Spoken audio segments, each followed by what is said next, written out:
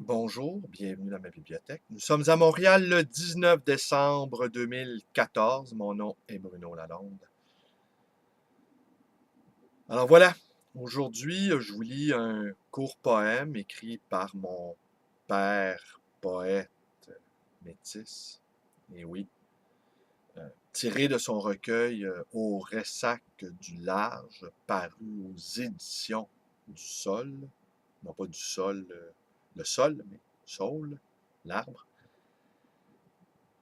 Et je vous ai raconté il y a quelques jours que j'ai rencontré ce père, jamais connu et jamais revu depuis 25 ans.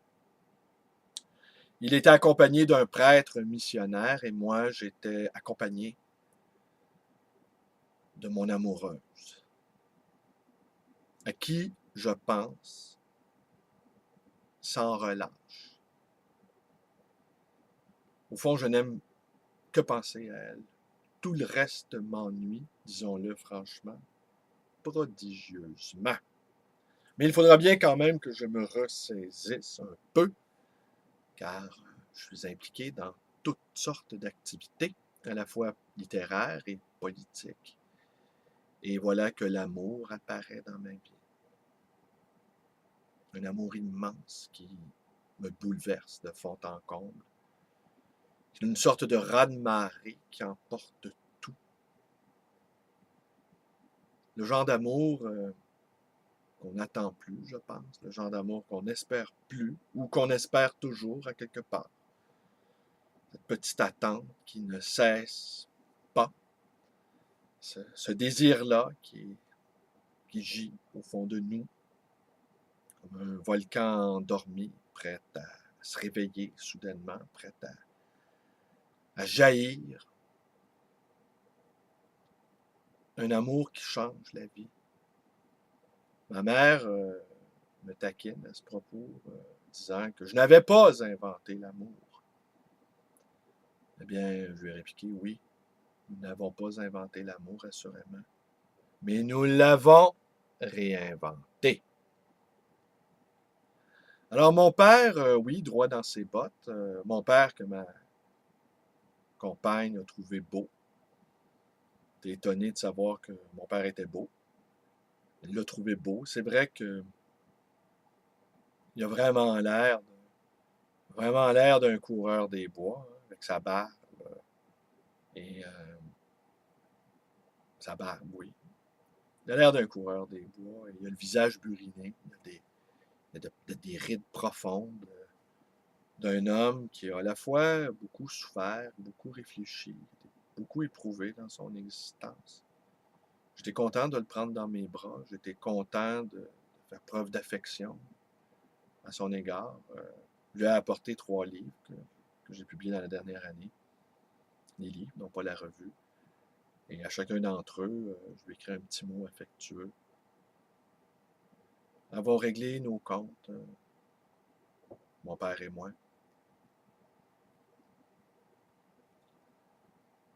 À un moment donné, il m'a demandé si j'avais des questions à lui poser. Et franchement, j'en avais aucune. Pour moi, le temps des questions est terminé. Il me tarde maintenant de fournir des réponses de ce que j'ai appris tout au long de cette existence. Ça fait quand même un demi-siècle que je fais déambuler cette carcasse sur cette bonne vieille terre que je subis de plein fouet l'existence, vieille éponge imbibée d'expérience. Alors maintenant, il est venu pour moi le temps de donner des réponses qui seront imparfaites, qui seront maladroites, qui seront chétives, qui seront naïves, sans doute. Mais ce sont là les seules choses que je puisse apporter au monde, déposer mon expérience. On le sait cependant, l'expérience ne se transmet pas. Si je peux apporter quelques signes d'encouragement à quelques-uns d'entre vous, je serais ravi de ça. Vous le savez, je le répète à l'envi, tout donner avant de disparaître. Je ne suis pas prêt de disparaître, là. Soyez rassurés. Soyez-en rassuré. Alors, je vous lis tiré de ce recueil, Au ressac du large, héritage métis pour Louis-David Riel. On fit de lui un grand martyr et le prophète du Nouveau Monde. La corde au cou d'un vil pendu pour avoir ses droits défendus. Sa démence est celle du sage qui voit le blé fauché dans les yeux de la mère d'une tribu affamée.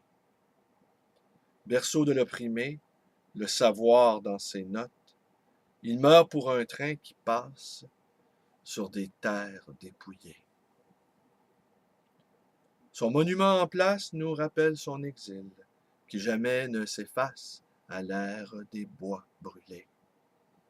Père des plaines et des bois, à la gloire de ton nom, l'espoir nous célébrons aux saisons de nos voix. Au virage de l'utopie du pouvoir établi, il balance au vent des blés d'un songe de liberté. Alors, je vous embrasse tous, c'est tout pour aujourd'hui. Voilà. Alors, voilà. Je vous embrasse tous, vous connaissez la suite. Portez-vous bien, portez-vous au-delà de vous-même.